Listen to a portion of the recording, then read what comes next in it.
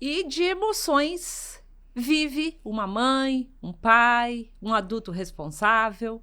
Desde quando a gente coloca o filho na escola, a gente já começa a pensar que dê tudo certo, que ele seja um bom aluno, que ele goste de estudar, que ele consiga aprender, que ele seja bem-sucedido.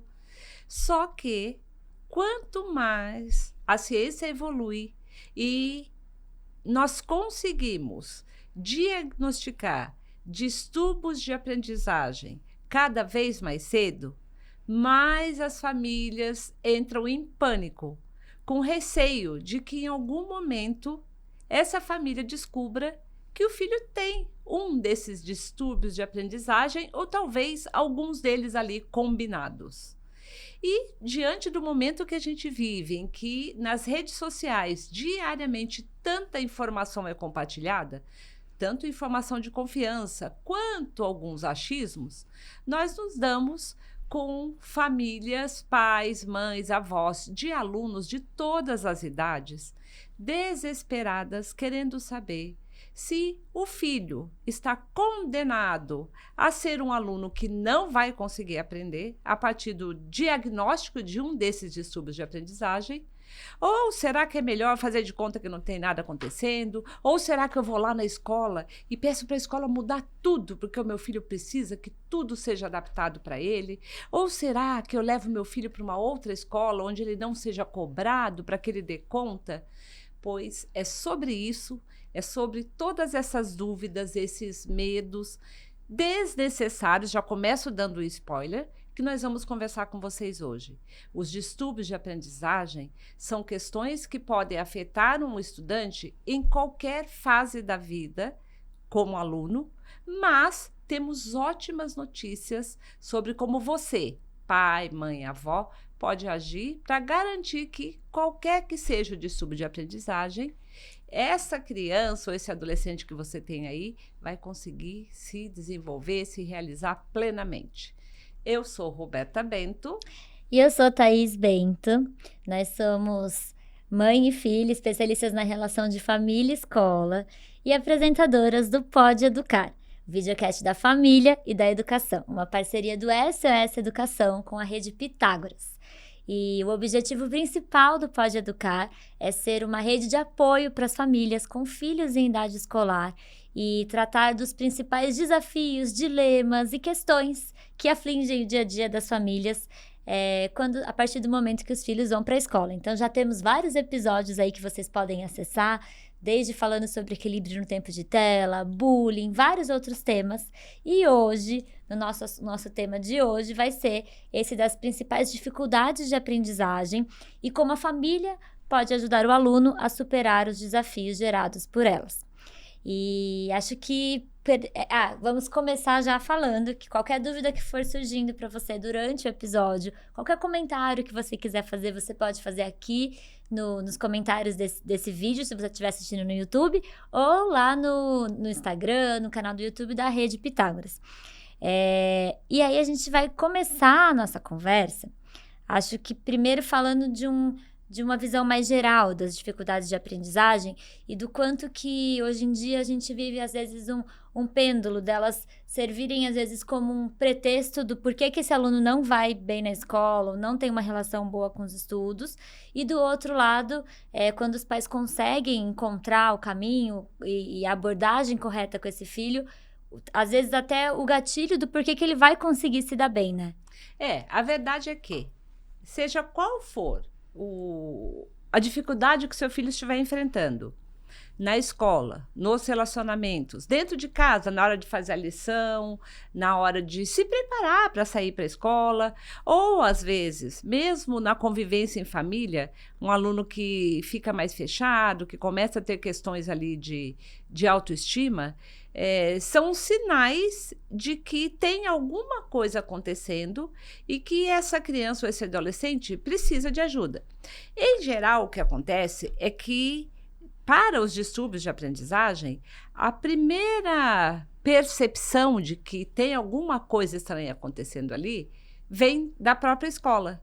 A escola sinaliza para a família, para os responsáveis, a necessidade de buscar alguns especialistas para conseguir um diagnóstico e, a partir desse diagnóstico, tanto a escola quanto a família fazer os ajustes que forem necessários para que essa criança ou adolescente, esse estudante, tenha o seu direito à educação de qualidade atendido.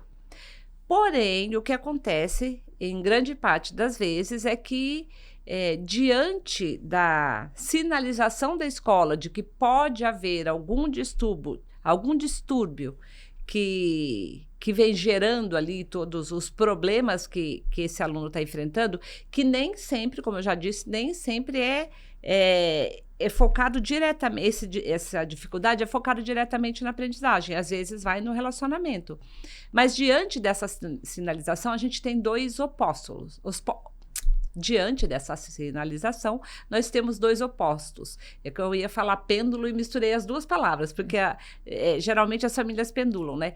Ou querem o diagnóstico o mais rápido possível, para que esse diagnóstico traga um alento para as dificuldades que essa família está enfrentando ali com esse filho, ou vivem ali uma fase de negação, com medo de que venha um diagnóstico com apontamentos ou identificando questões com as quais a família não vai saber lidar. E, como em tudo que a gente traz aqui e fala com vocês, o equilíbrio é fundamental. E não tem nada melhor do que identificar exatamente qualquer questão que possa ou estar atrapalhando nesse momento o envolvimento da criança, do estudante com o processo de aprendizagem, ou que venha a atrapalhar no futuro, porque às vezes é algum sinal tão leve que a família pensa, mas nem está atrapalhando, ele está conseguindo aprender, não está atrapalhando em nada. Mas tudo que a gente consegue identificar, diagnosticar no início, traz uma possibilidade muito maior de intervenções que vão gerar um resultado para que esse estudante possa, mais do que tudo, aprender a se reconhecer, a lidar com as dificuldades e desafios que o distúrbio traz e ser um estudante e depois um adulto que não tem problema nenhum para se identificar como alguém que tem um distúrbio de aprendizagem e como alguém que conseguiu superar os desafios que esse distúrbio traz. E daí acho que é legal falar nessa introdução o quanto que é importante que, ao descobrir, e a partir do momento que a família vai ficando confortável com isso, entender que passa a ser uma característica do filho, né? Não um rótulo que ele precisa ter. Porque os distúrbios de aprendizagem sobre os quais nós vamos falar hoje, que a gente vai abordar principalmente a dislexia, a descalculia, TDAH. E o TDAH, que é assim, acho que é um dos campeões em relação a dúvidas, pedidos de ajuda que nós recebemos, e também pelo aumento de número de pessoas diagnosticadas, de casos identificados. A gente estava falando do rótulo. Então, e que eles passam a ser uma característica porque eles não são doença, ou seja, não tem cura, não é uma doença que toma um remédio e curou. É uma deficiência? Não, eles não são deficiência. Uma criança, um adolescente que tem dislexia, que tem descalculia, que tem déficit de atenção ou hiperatividade, não é um estudante com deficiência.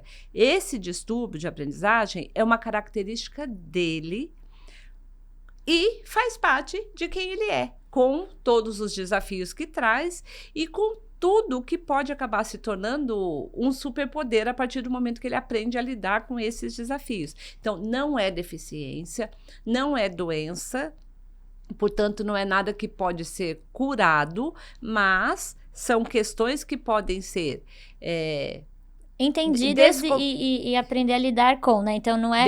a partir da prática, né? Não é descobrir uma dessas dificuldades e falar que seu filho não aprende por causa dela, não vai bem na escola por causa dela, mas apesar dela, quais os caminhos que vocês vão pegar, vão tomar, vão criar para que ele consiga aprender com essa característica que ele tem. Isso, agora eu entendi onde você queria chegar. Realmente, não, nenhum distúrbio de aprendizagem pode ser a justificativa de por que essa criança não consegue aprender, ou não é capaz de conviver, ou não vai bem em uma determinada matéria. Não é. Ela só é um desafio maior para o qual algumas estratégias colocadas em práticas na escola e outras estratégias colocadas em prática em casa vão fazer com que essa criança, esse adolescente consiga se entender e seguir por caminhos que sejam os mais adequados para ele. É um desafio maior, mas que é isso que você falou, pode gerar um superpoder também, né? Tem um médico que ele fala do TDAH que a gente deu palestra uma vez com ele, eu acho, e que ele fala assim, é como se o cérebro da criança que tem TDAH, que é como se fosse uma Ferrari. E o que a gente precisa? Se a gente sentar numa Ferrari e acelerar ao máximo, a gente vai bater o carro, a gente vai morrer, não vai dar certo. Mas se a gente aprender a dirigir essa Ferrari, a gente vai conseguir atingir lugares e velocidades que a gente jamais conseguiria com outro carro. Então, identificar que você tem essa Ferrari e ir atrás de estratégias para conseguir aprender a dirigir, a lidar com ela, pode também, no fim, você criar um superpoder para esse aluno, né? Isso. Tem uma analogia também legal que a gente pode fazer, e aí vale não só para o TDAH, mas para outros distúrbios de aprendizagem também, que é pensar assim, se você já tem um diagnóstico de que o seu filho tem descalculia, dislexia ou hiperatividade, pensa que seu filho ou sua filha, né, nasceu surfista. Assim, sem ser uma opção dele, ele é um surfista. E o que o surfista precisa aprender? Ele precisa aprender a controlar as ondas do mar? Não, porque ele não tem como controlar a onda do mar. O que os bons surfistas conseguem fazer? Eles conseguem dominar e controlar a sua prancha, o seu corpo, as suas estratégias para lidar com cada tipo de onda que ele encontra. E, às vezes, até nem só as ondas grandes e perigosas, né? Porque quantas vezes tem campeonato de surf e a onda está muito baixa, o mar está muito calmo, e o surfista tem que ter estratégia para aquilo também. Então, é isso. A gente não precisa... A gente precisa entender, mas a gente entender o que é cada um desses distúrbios de aprendizagem, mas sempre lembrar que o poder de controle está nos nossos filhos, só que eles não têm como desenvolver essas estratégias para lidar com esses distúrbios sozinhos. Eles precisam da escola e da família. E a escola cuida, junto com os professores, com formação, com especialistas, das estratégias que são da escola. O que nós queremos trazer para vocês são as estratégias para dentro de casa. E aí hoje a gente vai falar sobre algumas das dificuldades de aprendizagem principais aqui, mas várias a gente não vai abordar, e a gente pede para você que está ouvindo a gente escrever no comentário se tem alguma outra dificuldade que você quer ouvir mais, e a gente pode tratar em outros momentos por aqui. Nós vamos para as que são mais frequentes, mais comuns e que afetam diretamente o dia a dia dessa criança ou adolescente como estudante. E a dislexia é a primeira. Ou não sou eu que falo isso? Não era. Ah. Então, aí agora a gente vai primeiro falar. Agora pode ir. A gente vai falar sobre a dislexia. Para você falar. Tá, então... O que é dislexia? Qual que... Acho que é melhor primeiro começar o que é. De um jeito bem prático. Tá, então tá bom. Sem filosofar, gente. É isso que a Thaís está querendo dizer. Não fale muito sem filosofar. A dislexia, ela se caracteriza por uma dificuldade de lidar com letras, fonemas, palavras, conexão entre as letras, organização dessas letras para formar palavras e dessas palavras para formar sentenças. Então, basicamente, é isso. Tem a ver com sons e letras e tudo que se relaciona a sons e letras. E a dislexia se caracteriza principalmente, assim, o mais óbvio de enxergar é a troca de letras que têm sons parecidos. Por exemplo, o F e o V, porque o som é F do F, V. Então, FV é muito parecido. Então, às vezes, a criança troca a letra quando vai falar. Também, no caso do Cebolinha, né, que é muito comum a troca do R pelo L. Só que, qual que é a questão aqui, gente?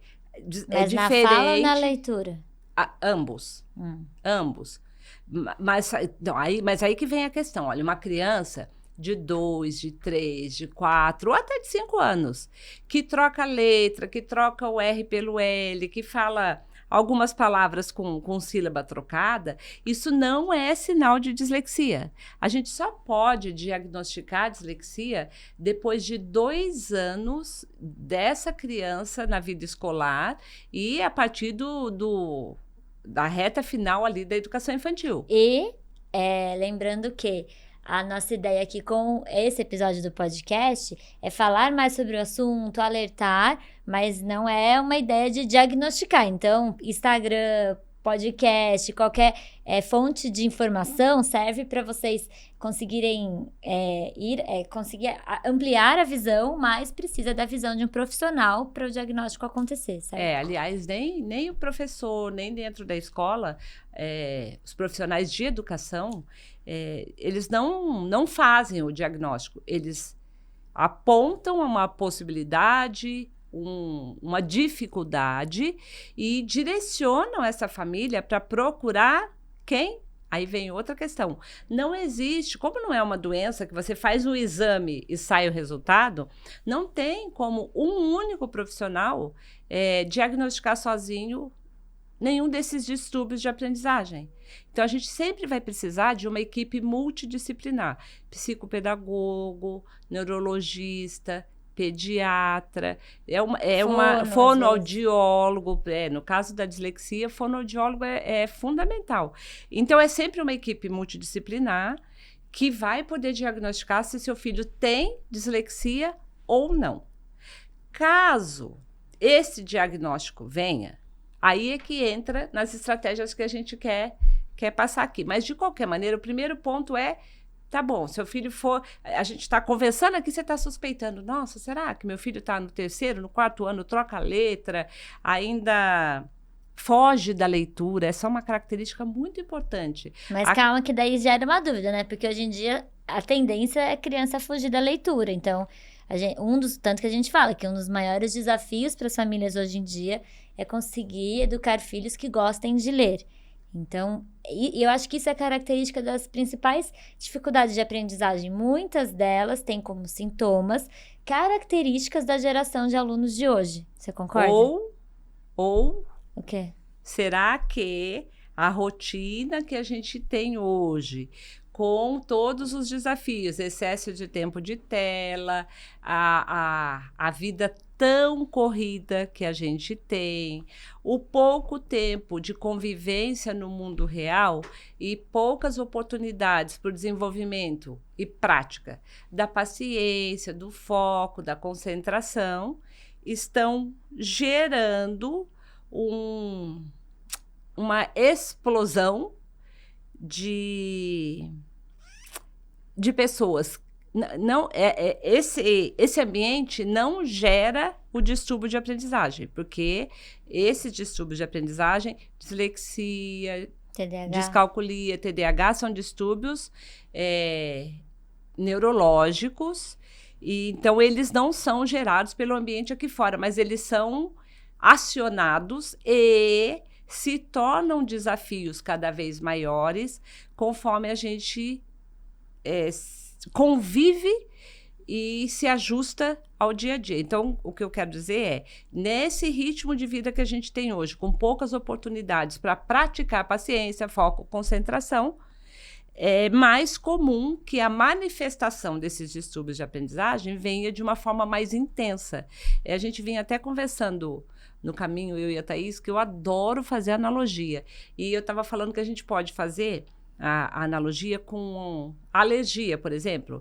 Alergia, uma pessoa que é alérgica, ela é alérgica.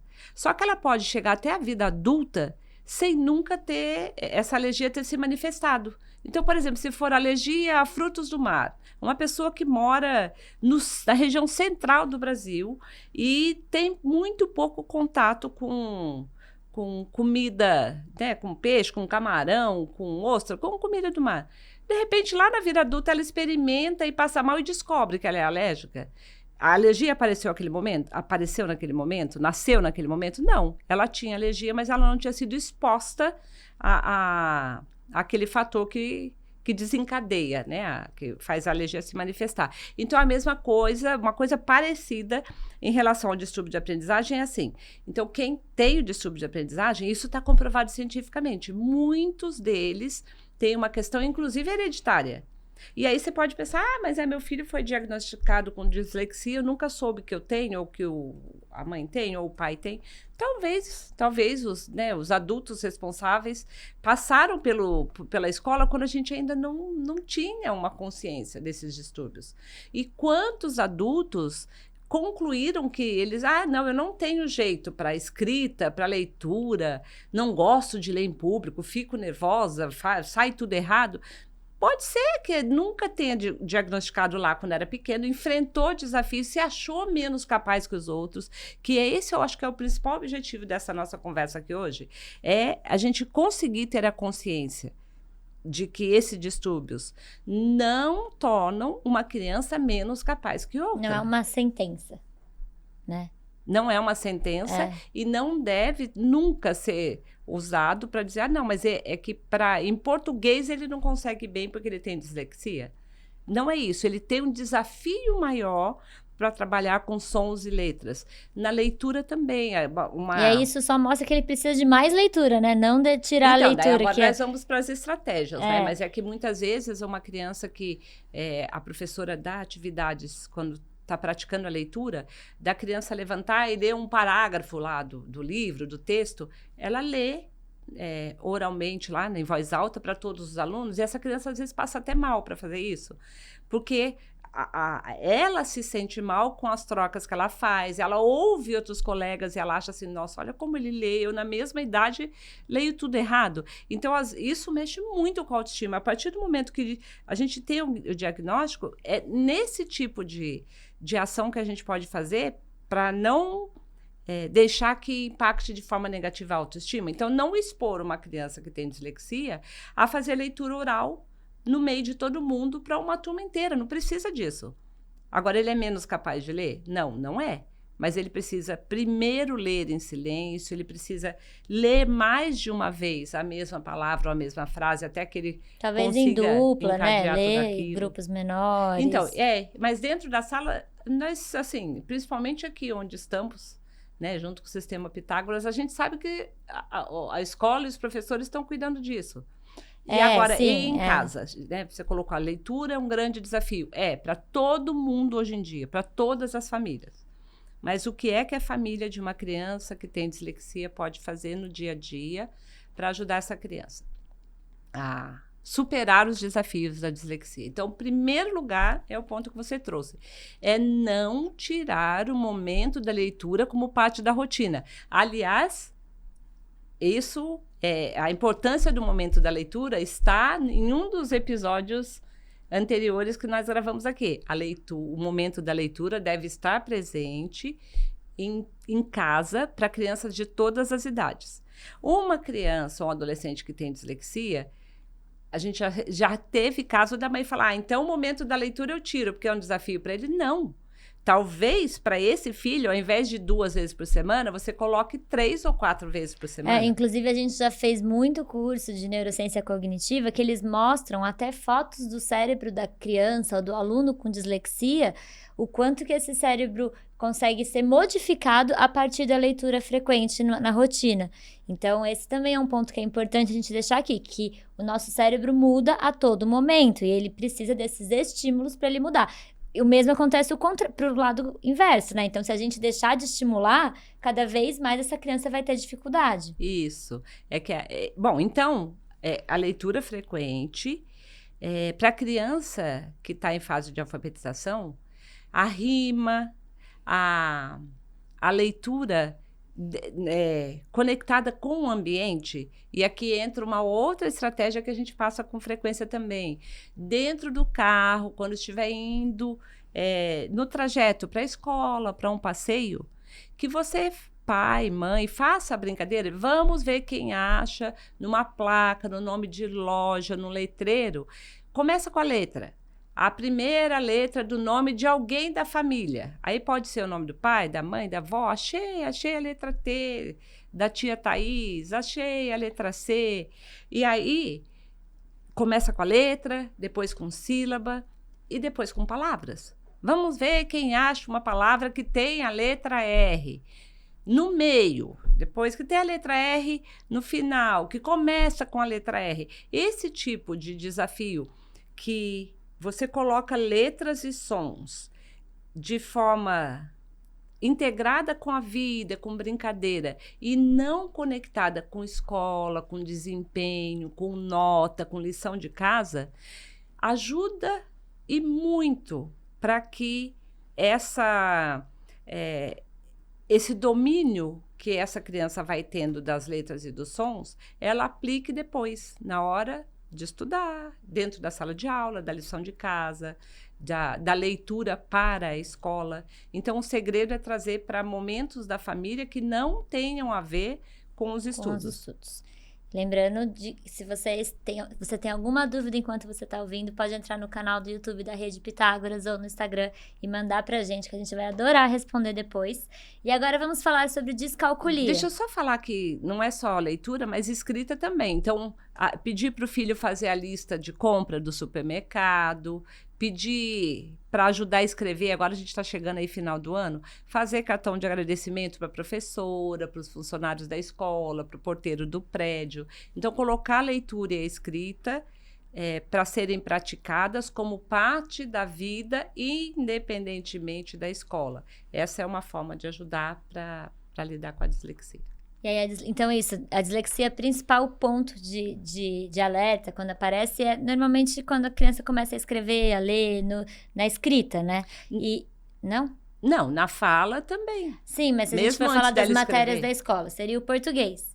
Agora, se a gente for falar da matemática, qual seria um distúrbio de aprendizagem que aparece ou afeta mais a matemática, por exemplo? Deixa eu só colocar uma questão que é assim, como a dislexia está ligada à leitura e à escrita, ela afeta bastante a leitura. Muitas vezes uma criança ou um adolescente com dislexia tem dificuldade na matemática, porque ela vai ler um problema, ela não consegue interpretar aquele problema.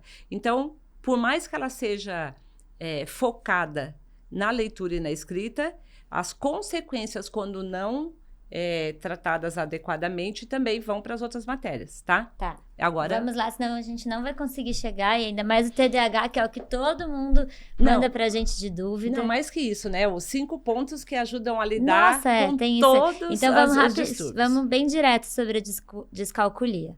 Tá bom.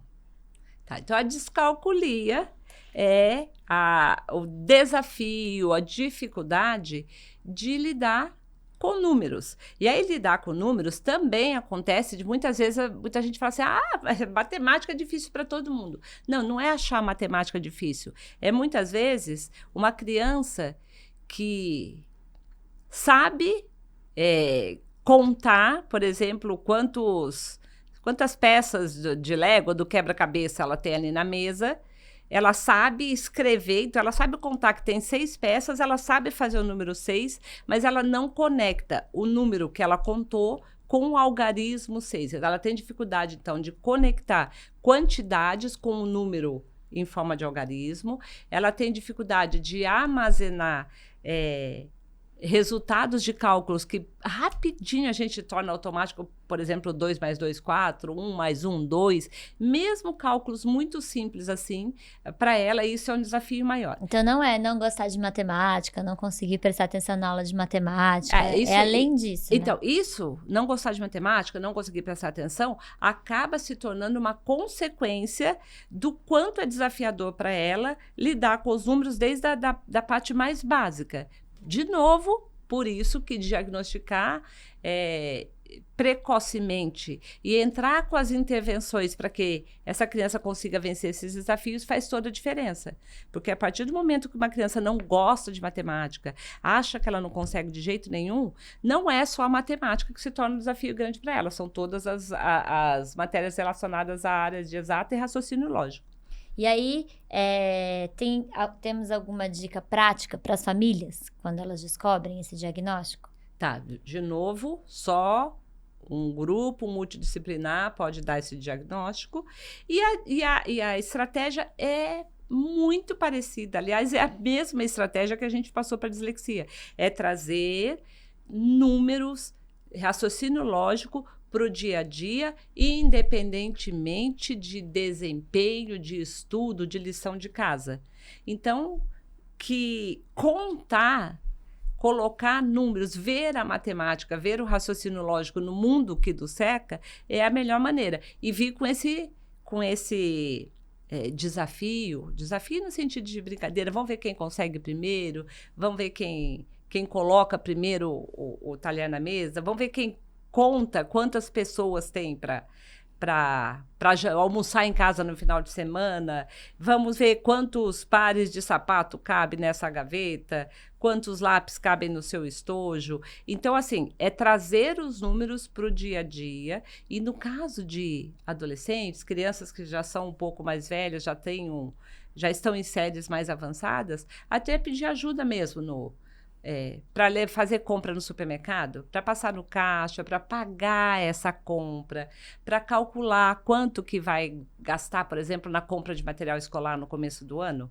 Às vezes, até esse assunto, né? Às vezes as pessoas falam, não leve o filho. Muitas vezes sai reportagem, né? Para economizar, não leva o filho para comprar um material com você. E a gente fala, leva o filho para comprar um material de escola com você. E aí essa questão de já incluir, antes de sair de casa, um momento para pensar quanto vocês vão poder gastar, se ele vai gastar mais em uma caneta, vai ter que gastar menos numa borracha. Essas contas, colocar para o filho participar faz toda a diferença. Não, e outra, tem pontos que nem nós nos damos conta de quanto o número faz parte da nossa vida.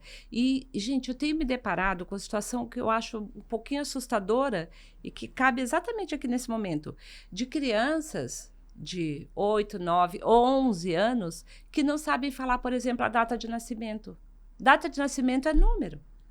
Tem criança que tem celular, tem rede social, aí eu já até caio da cadeira aqui, né? Que não tem idade para isso, e que os pais acham, não, ele já tem maturidade para isso. E essa criança não sabe falar o endereço da casa dela. Falar o endereço de casa é usar o número para prática ali do dia a dia.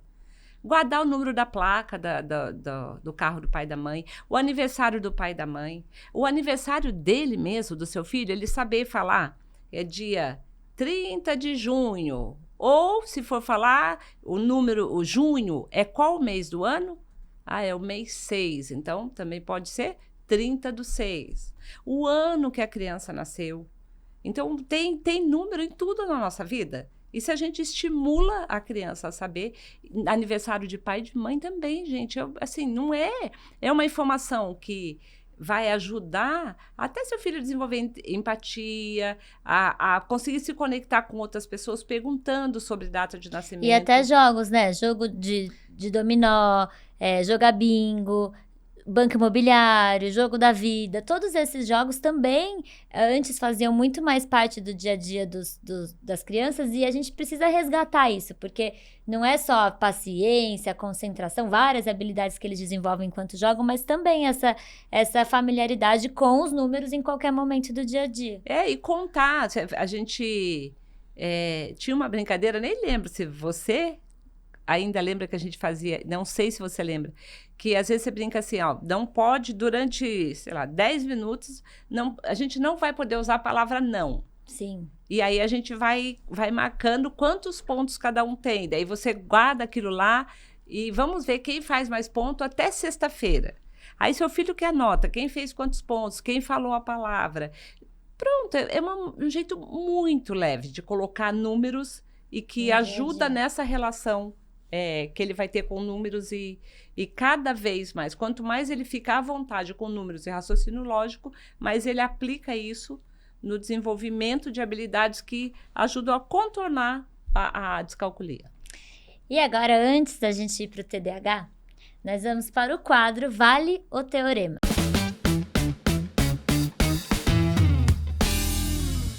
Nesse quadro Vale o Teorema, a gente traz alguma fala, alguma frase que a gente ouviu por aí, ou que alguma família mandou, ou que as pessoas falam no dia a dia, e a gente fala sobre, será que essa frase vale o teorema? É verdade ou não é? Então vamos lá.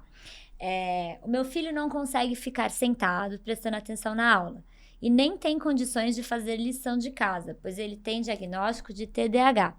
E sabemos que tem direito a diversos ajustes para conseguir aprender. A escola precisa fazer os ajustes e até colocar uma professora só para fazer o acompanhamento individual dele. Então, vale o teorema? A escola precisa colocar uma professora 100% do tempo do lado de um aluno que tem TDAH para ele conseguir focar na hora da prova, da aula, das atividades da sala? E nem essa última afirmação mais grave. Pega lá o começo. Meu filho não consegue ficar sentado prestando atenção na aula. Pronto. Aqui já é um ponto. Ele tem dificuldade para conseguir ficar sentado, focado por muito tempo. Uma criança que não consegue ficar sentada prestando atenção na aula é uma criança que também não fica sentada em casa montando um quebra-cabeça, pintando um desenho, mesmo assistindo um desenho mais longo, isso, né? Um filminho. Né? Que não senta à mesa para comer sem tela. Então, o não ficar sentado prestando atenção na aula é uma consequência de uma série de outras atividades que essa criança não vem fazendo, não vem sendo estimulada a fazer, para que ela possa enfrentar os desafios de alguém que tem déficit de atenção e hiperatividade. Depois disso, vem mais uma afirmação. Meu filho não consegue. Nem tem condições de fazer lição de casa, pois ele tem diagnóstico de TDAH. Então, não vale teorema nenhum. Uma criança ou um adolescente que tem déficit de atenção e hiperatividade tem todas as condições de fazer a lição de casa. Ela tem necessidade de fazer lição de casa todos os dias como um dos recursos para que ela consiga estender a capacidade de foco e concentração que são reduzidas em uma pessoa que tem déficit de atenção e hiperatividade. Então, todas as afirmações dessa dúvida que nós recebemos, ou desse mito, estão incorretas. Essa criança é capaz, só que é um desafio maior para ela ficar sentada por muito tempo fazendo a mesma atividade. Fazer a lição de casa é um desafio maior quanto mais ela pula dias da semana sem sentar para estudar. E na escola é preciso sim que exista uma atenção especial, um olhar cuidadoso para quais são os elementos que atraem atenção, que geram interesse nesse aluno, para que isso seja usado como estímulo todas as vezes que tiver uma atividade mais demorada para ele fazer, ou que a professora peça ajuda, olha, preciso que distribua o lápis, que busque um material ali na secretaria, porque levantar um pouquinho, buscar ajuda. Mas é totalmente incorreto dizer que uma criança que tem déficit de atenção e hiperatividade não consegue prestar atenção na aula, não pode fazer lição de casa e que ela precisa ter uma pessoa, um profissional ali do lado dela o tempo todo dentro da sala de aula. Um adulto, né? Porque às vezes a mãe acha que como ela fica 100% do tempo na hora da tarefa, tem que ficar alguém também 100% do tempo na hora da escola. Talvez até o pedido da mãe seja nesse ponto de desespero, né? Que ela fala, se eu não tô junto, ele não faz a lição de casa. Então, se não tiver alguém sentado o tempo todo junto com ele não vai conseguir prestar atenção na aula. Mas isso não é verdade. Inclusive, a escola é o lugar onde ele vai praticar essa autonomia, esse esforço. Ele precisa fazer um esforço maior para conseguir ficar sentado prestando atenção por mais tempo em um conteúdo, mas é fazendo esse esforço que ele desenvolve essa capacidade maior de atenção. Então não vale o teorema. Não vale o teorema, então vamos para o TDAH. O que é uma boa notícia, tá, gente? Porque tem que falar isso também.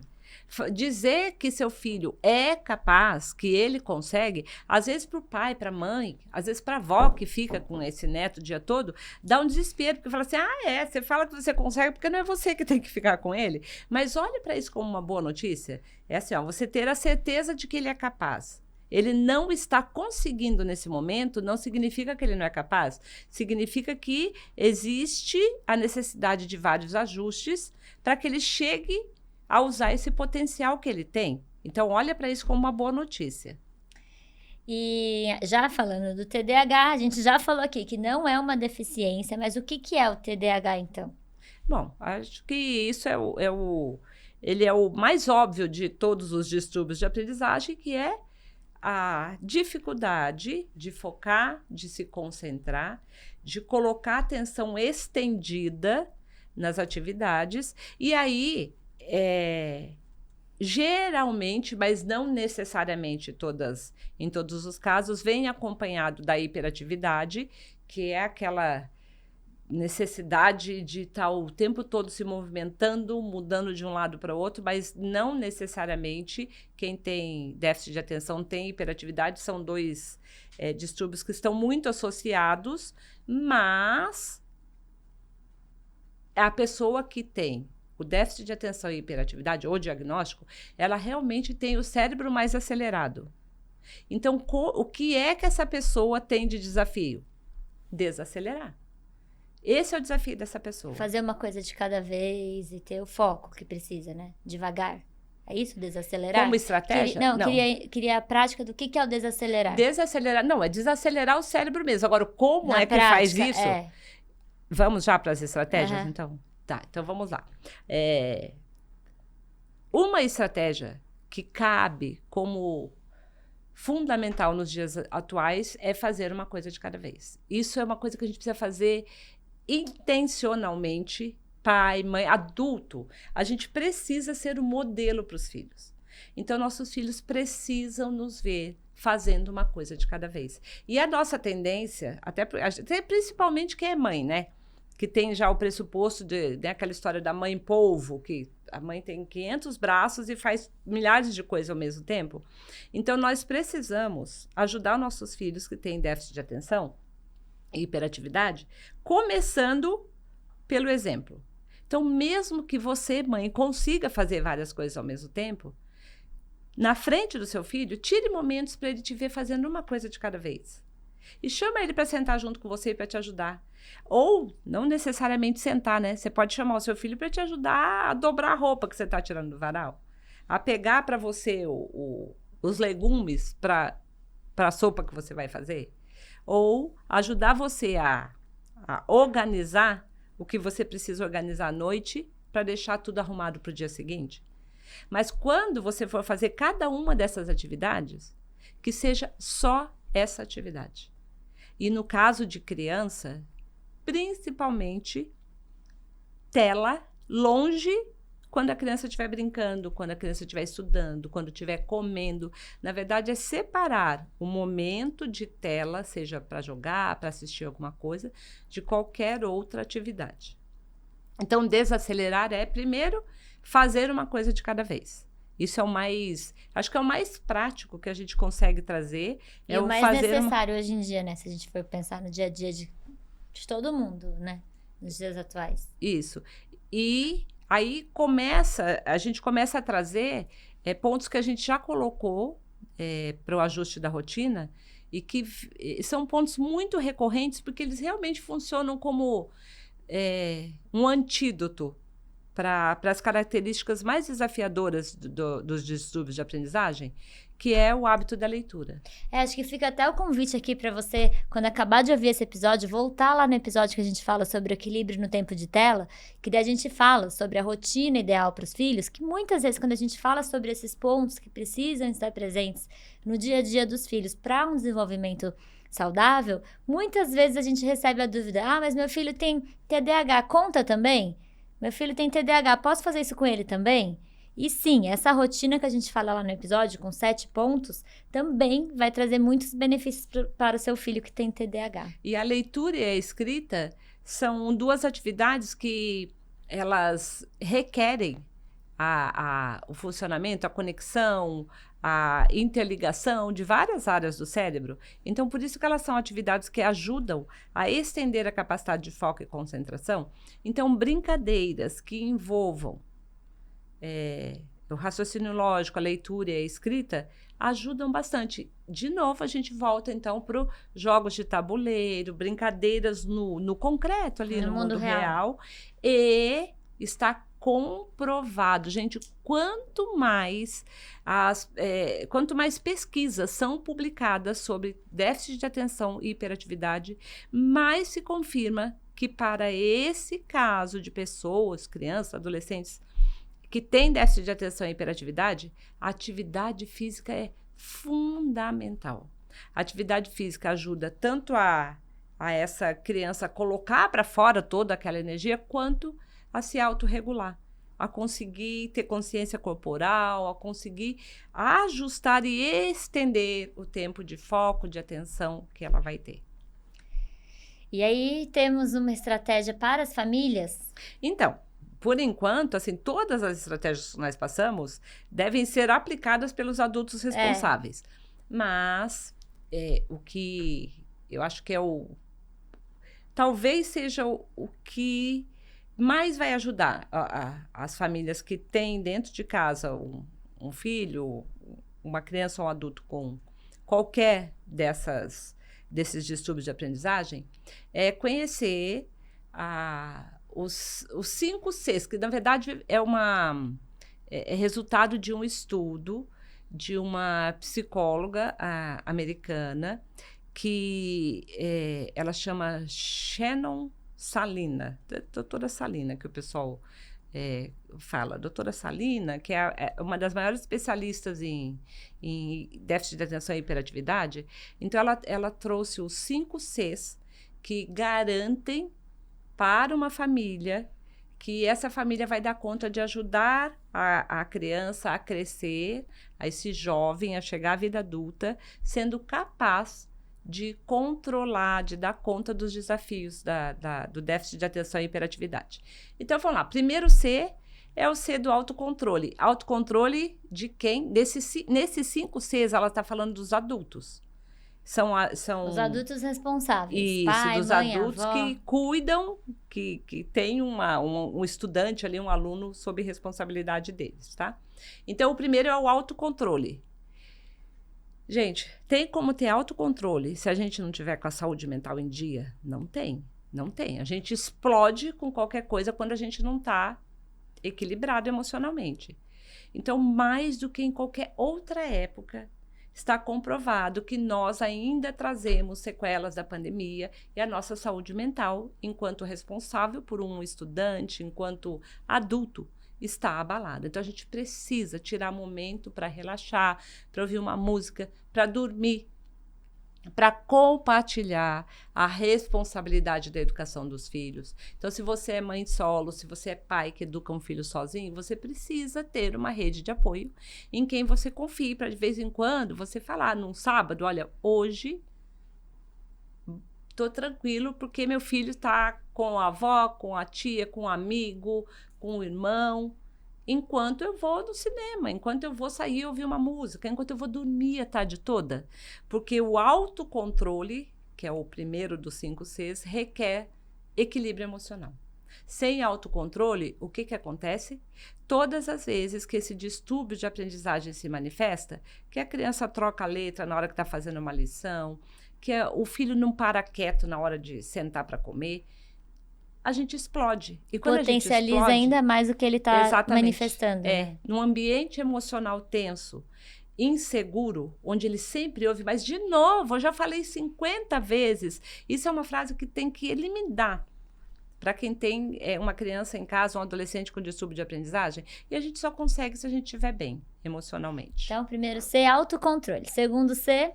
O segundo C é o C do colaboração. de colaboração. O que significa isso? Que não tem como você, mãe, pai, avó, nem você, professora, sozinho ou sozinha, dar conta de tantos desafios que educar um jovem ou uma criança com um distúrbio de aprendizagem traz. Então, você precisa de colaboração. Essa equipe multidisciplinar é fundamental. A parceria com a escola é fundamental. E a confiança na escola também, né, nesse momento. Porque, às vezes, daí já entra também no... sub-C do colaboração é a confiança. Pode ser. Porque, às vezes, até entrando também no autocontrole, às vezes as famílias ficam muito sobrecarregadas, querendo dar conta de tudo que elas têm que fazer em casa e que a escola tem que fazer lá dentro da sala de aula com os filhos. E confiar no que a escola está fazendo também é muito importante para tirar essa carga que fica para a família. Dedicar o tempo, a atenção e o cuidado necessários para você escolher a escola e criar essa relação de parceria. E depois confiar na escola, ter conversas constantes, questionar quando tiver dúvida, mas nunca colocar a escola como se fosse o seu inimigo ali que não está se preocupando com o seu filho. Então, autocontrole, colaboração, compaixão. O C da compaixão, aqui também é sobre o adulto, mas ele também tem a ver com o seu filho. Isso, o C da compaixão tem que ser muito bem entendido, que assim, tem gente que pensa que compaixão é ficar com dó, ai, coitado do meu filho, coitado dele, porque logo ele... Não, é exatamente o contrário. Compaixão é você entender que é um desafio maior para o seu filho. Conseguir ficar quieto, conseguir sentar, conseguir prestar atenção, conseguir ler, conseguir fazer uma conta. É você entender, é um desafio maior para ele. Eu entendo isso e eu vou cuidar das palavras que eu uso, eu vou cuidar do que eu falo em relação a ele, de como eu conto quem ele é. E por isso a gente volta lá no autocontrole. E nunca, de maneira alguma, abordar qualquer atitude dele, impulsiva, impensada, fazendo referência, só podia ser você fazendo isso de novo. Aí eu tinha certeza que você não ia conseguir. Nossa, errou de novo essa palavra que eu já falei várias vezes. Isso é exatamente o contrário da compaixão. A compaixão aí entra muito na prática, ela vem em forma de empatia. Nunca como pena, gente. Por favor, não é para ter pena, porque quando a gente tem pena de uma pessoa, a gente tira totalmente a mensagem da capacidade de superação que ela tem. O quarto C, eu acho que a gente coloca como vítima, e não é vítima. Eu acho que todos os Cs têm um peso igual, né? Mas eu acho que o quarto é muito importante. Então, já falamos. Primeiro, C, autocontrole. Segundo, colaboração. Terceiro... voltei. Terceiro, compaixão. E agora o quarto é a consistência. Pois é. Eu acho até que não é a questão de ser mais importante. É que eu acho que ele é um desafio maior para os adultos. Porque a consistência haja o que houver, o que vocês combinaram precisa acontecer. O ambiente saudável, leve, seguro para o seu filho precisa ser mantido e os combinados precisam ser cumpridos. E nesse dia a dia corrido que a gente vive, muitas vezes nos próprios desafios emocionais que a gente tem para enfrentar, a gente acaba falando, quer saber? Tá bom, vai só hoje. Pode ficar no videogame até mais tarde. Tá bom, filho, vai, você conseguiu, fez a lição hoje, foi direitinho para a escola. Então hoje não precisa ir dormir no horário que nós combinamos? E quando a gente vai quebrando os pressupostos, as regras, né, que foram combinadas, que são fundamentais para o desenvolvimento saudável de uma criança ou adolescente com qualquer distúrbio de aprendizagem, a gente tira a consistência, que é fundamental. Primeiro, para que eles não se sintam em situação de perigo, porque quando eles conseguem prever qual é o próximo passo, o que vai acontecer, isso traz uma segurança muito maior. E estando com a a segurança emocional ali garantida, é muito mais fácil deles controlarem os outros pontos que esses distúrbios de aprendizagem trazem como desafio.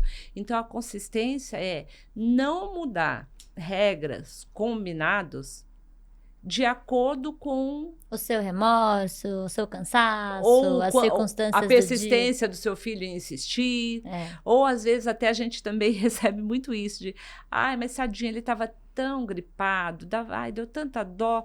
Eu pensei, ai, fica aí, vai no videogame, só hoje come assistindo aí os vídeos que você gosta.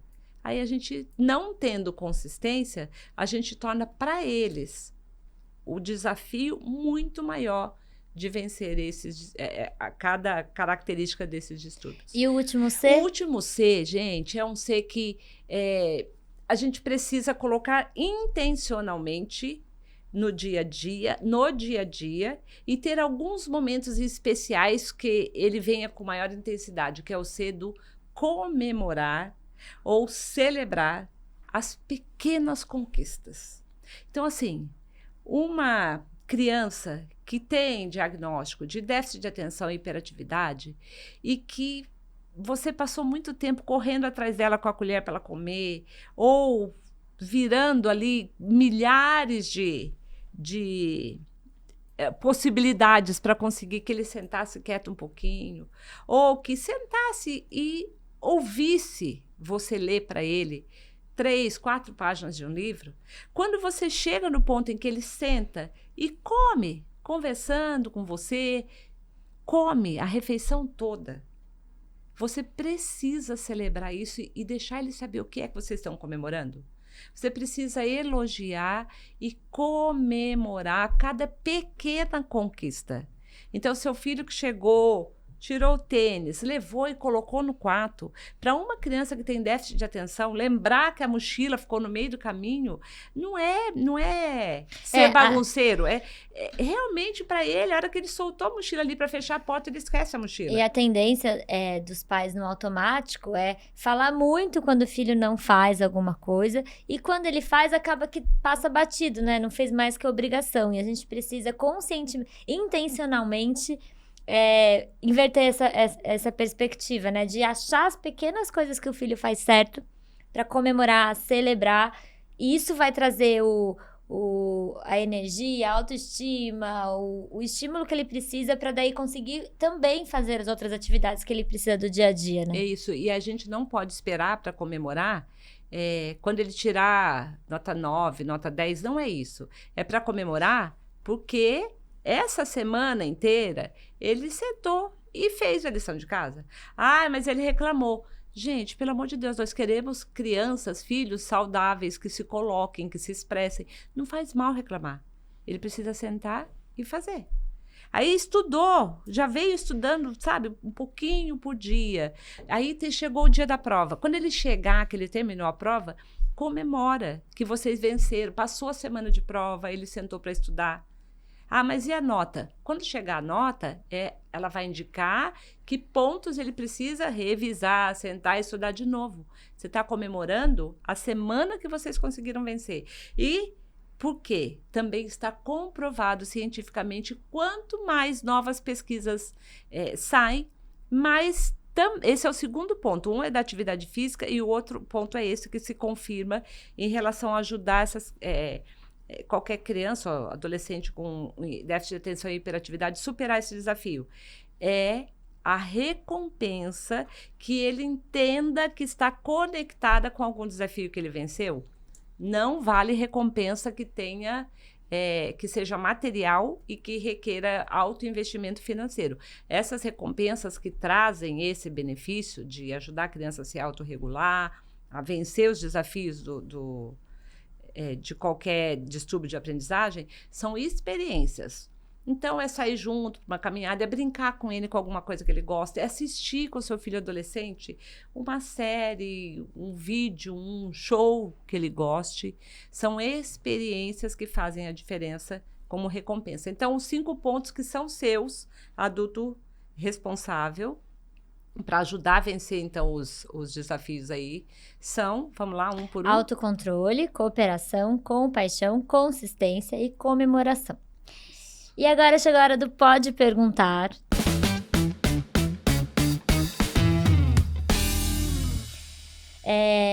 Primeira dúvida. Devo cobrar meu filho para estudar? Ele tem TDAH e sabemos do quanto parar para estudar é difícil para ele. Então, né? Acho que já falamos disso esse é aqui, o caso, né? é o típico caso em que na pergunta está a resposta. A mãe sabe que é um desafio para ele parar o que ele está fazendo para estudar. Ou seja, ele precisa de ajuda para vencer esse desafio. Então, o primeiro ponto é combinar o horário em que, de segunda a sexta, ele vai sentar para estudar. E no começo desse processo, e o que é o começo? Depende, para cada criança, para cada filho, o começo pode ser mais longo ou mais curto. Mas nos primeiros dias ou nas primeiras semanas, você dá aviso alguns minutos antes. Então, filho, falta daqui a 10 minutos é aquele horário que a gente combinou que você vai sentar para estudar. E você pode até passar para ele o desafio de, me avisa quando faltar 5 minutos para você sentar para estudar. E quando chegar a hora, você já teve 2 avisos antes, ele vai sentar para estudar. E claro que pode acontecer, a gente sabe que pode acontecer, passou, deu um aviso de 10, um aviso de 5, aí chegou o momento ele não sentou, pois na pergunta estava a resposta. É um desafio muito grande para ele. Então, no começo ele precisa de ajuda, mas não demora nada se você mantiver o C da consistência, nesse formato, 10 minutos, 5 minutos, agora está na hora, não vai demorar e ele domina essa habilidade e isso vai fazer toda a diferença para ele desenvolver capacidade de foco e atenção estendidas. Fazer novos amigos é mais difícil para o meu filho, porque ele tem um distúrbio de aprendizagem. Será que devemos forçar a convivência com outras crianças?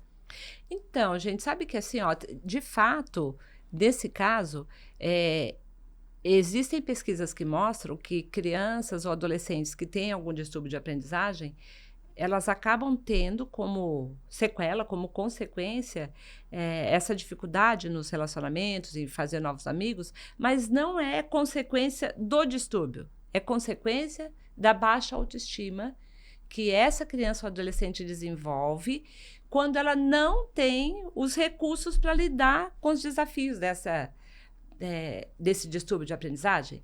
Então, se ele tem dificuldade de fazer amigos, aí tem questão relacionada à autoestima. E aí, forçar adianta? Não, nada que você tentar forçar vai adiantar. Muito pelo contrário, ele vai se sentir pior ainda. Mas, nós voltamos para o modelo, para a fórmula infalível de você ser o modelo. Então, convidar outros pais e mães de colegas dele da escola, de preferência, um de cada vez. Ou, no máximo, 2, mas é melhor um, porque às vezes se vem 2, esses outros 2 se integram muito rápido e aí Ele fica ainda ele acaba ficando de fora. Então, um de cada vez, depois você pode juntar 2. Convidar para um passeio, para ir no parque, para ir na sorveteria, para tomar um café na sua casa.